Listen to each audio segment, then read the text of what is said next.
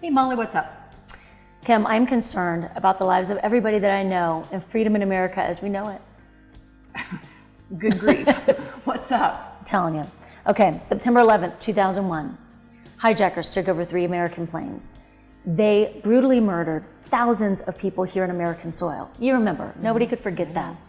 One of the great things that our government did is they went to Guantanamo Bay, Cuba, and they built arguably the safest, most secure prison in the history of the world. For at least 13 years now, we have had the most dangerous terrorists that have been housed in Guantanamo Bay, Cuba, off of our shores, off of the shores of Europe or anywhere else that they want to kill people or attack people, which is great for all of us, very safe for us.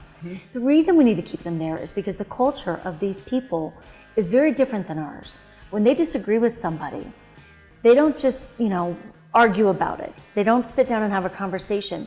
They literally behead them, crucify them, burn them alive. They are still today taking women and children prisoner as sex slaves. I mean, the things that I'm seeing on TV that they're doing in the Middle East right now scares me to death. And this is 2015. This isn't some old movie from, the Stone Ages. This is right now. And these people will do this again if they get out. The scary thing is that President Obama is talking about closing Gitmo and bringing these prisoners to America. Not only America, Colorado, right here in our own backyard. Molly, it truly is astounding. President Obama is considering moving these guys to either Canyon City or Florence, Colorado. And Molly, these are our communities. These are the places where we work hard, where we live, where we play, we take care of our families.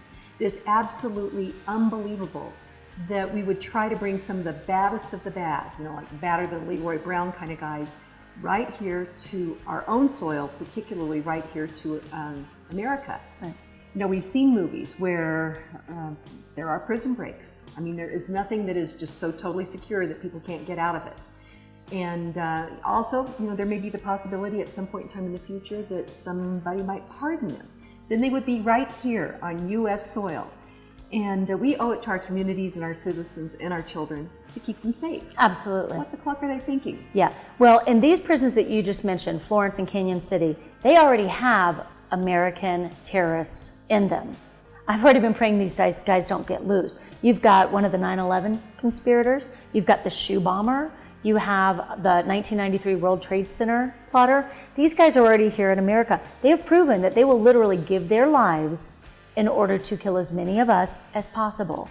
And I've been praying they don't get loose. Now, if President Obama brings anywhere between 1 to the 61 he's talking about, bringing them here to Colorado, and they get out, any of them get out. We've got walking time bombs literally in our communities.